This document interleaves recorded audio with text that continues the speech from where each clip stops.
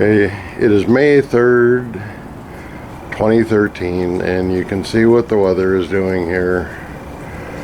This is why we're so late getting some of these reviews out, because Mother Nature is not cooperating. It's not fun target shooting in weather like this. Hello, welcome to MyAirGunReviews.com. My name is Kenny, and I have set up this website and dedicated it to the review of affordable air guns. We will review air rifles, air pistols, pellet, and BB. We'll let you know how much fun you're going to get for your money or how much grief. We will also review some accessories, some upgrades, and fixes. We'll let you know if your money is well spent or wasted on these things. So let's get started with our next review.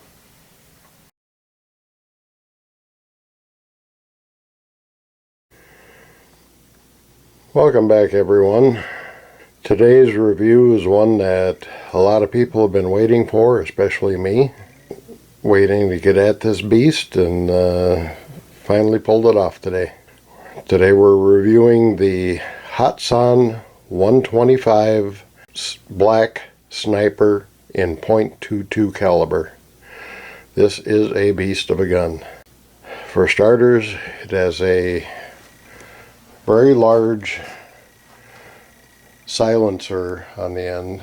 As you can see, it's a .22 caliber. That silencer is 1.25 inches in diameter, maybe 7-8 inches long. You can see how big it is compared to my hand. The rifle comes with true glow fiber optic sights, front and rear. Rear is micro click adjustable for windage and elevation. It has Hatsan's shock absorber system. It has their Quattro dual stage adjustable trigger. That is very nice. It has a composite stock, has some nice rubber inserts that give it a nice grip both on the forearm and on the pistol grip. It has a dual Weaver or dovetail scope mount, so you can mount either dovetail mounts or Weaver. And it comes from the factory with a 3-9 by 32 millimeter scope, which isn't bad, but it's falls a little short for this rifle. So we've mounted a center point 4-16 by 40 millimeter adjustable objective scope with mil-dot reticle, illuminated reticle. Very nice scope. Rifle has a safety, automatic. You gotta pull it out to fire. When you cock, it goes in. To fire, you have to actually pull out. Just the opposite of, say, a Ruger or an RWS. It has a fully adjustable cheek piece. There's a nice rubber butt pad with there's 3 shims that come with it so you can extend the stock a little bit. Comes with a bipod, which I finally figured out that bipod isn't for use in shooting, it's for display. So hang on to it in case you want to show off the rifle. It comes with sling mounts and a sling, a very nice sling. It is a heavy rifle. It weighs 9.3 pounds with the original scope. It weighs full 10 pounds with the center point scope that's mounted on it. And before we did anything with the rifle, I cleaned the barrel, and I found out with this big silencer, which actually makes the rifle a full 48.8 inches long. You do not want to clean this barrel using .22 caliber cleaning pellets. They get lost in the silencer. I had the barrel straight down, run the first pellet through. Where did it go? Couldn't find it. Went to put another one through, it disappeared. So I fired the rifle a couple of times and it comes shooting out. So do not use cleaning pellets when you clean the barrel of this rifle, because the pellets will get lost inside that silencer. It is a very powerful rifle and it's a beast to cock. I measured it at 51.5 pounds of cocking effort. That's a lot. That pretty much makes this just a hunting rifle, not a target shooter.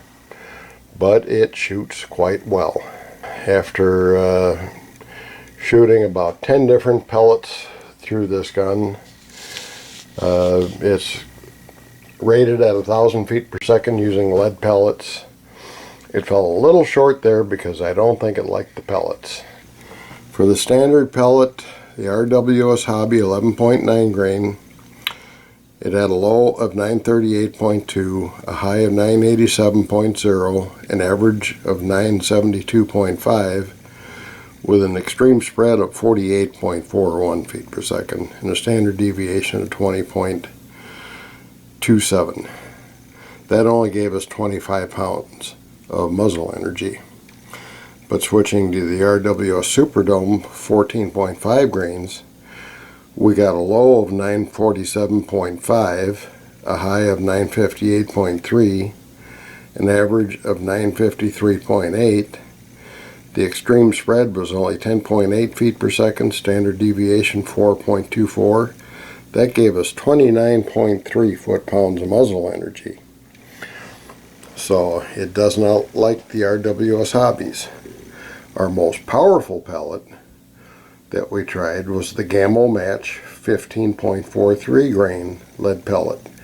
A low of 936.6, a high of 946.5, average of 939.9 feet per second, extreme spread of only 9.96, standard deviation of 4.47. Those gave us a whopping 30.28 foot-pounds of muzzle energy.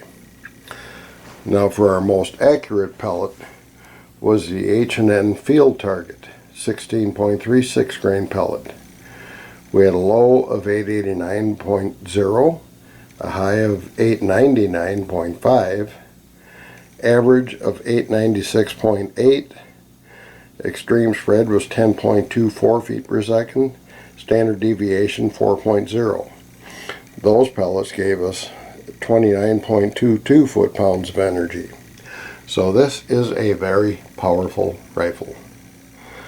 And like I say, it's long, 48.8 with the silencer.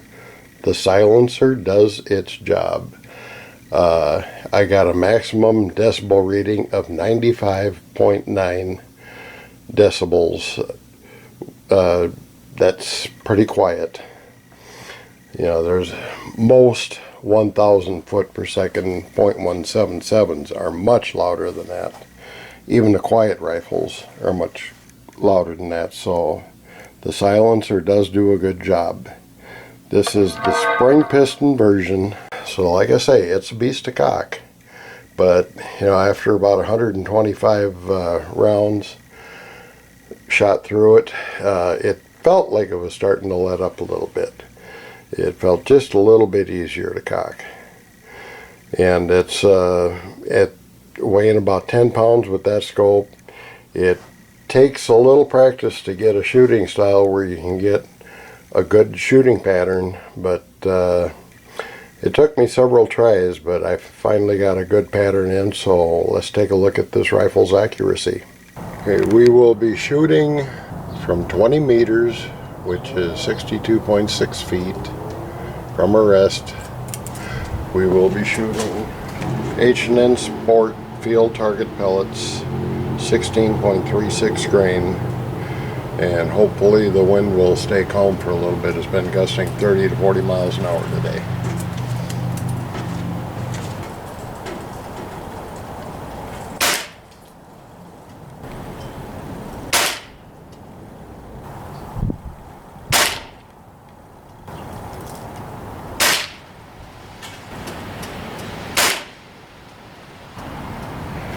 I was having a pretty tough time there getting a comfortable shooting position with this rifle, and it took me a few tries. But I finally got where I got 5 consistent shots. 4 of them are almost on top of each other, and they're all right in by the bullseye. So at 20 meters, this rifle is not only very, very powerful, it is very, very accurate, because it's only had maybe 120 shots maximum shot through it. These last 5 shots are probably 120 to 125. Well, as you've seen by the figures from the Crony test, the rifle has a lot of power, the most power of anything I've tested yet. And you can see by the accuracy test, after maybe 120 rounds, this rifle is extremely accurate. I am very pleased with the accuracy. It does take a bit of a challenge to get a proper shooting style to get the rifle to group well. There's a lot of times where it looked like it was grouping well, but just all of a sudden they started flying off target, and it was not the gun, it was my shooting style. It will challenge you to be accurate. To sum it up, it's the quietest high-powered air rifle I have tried yet. At 95.9 decibels, the silencer does do its job. I have not tried the open sights yet. I really do like the Weaver dovetail style scope mount on it.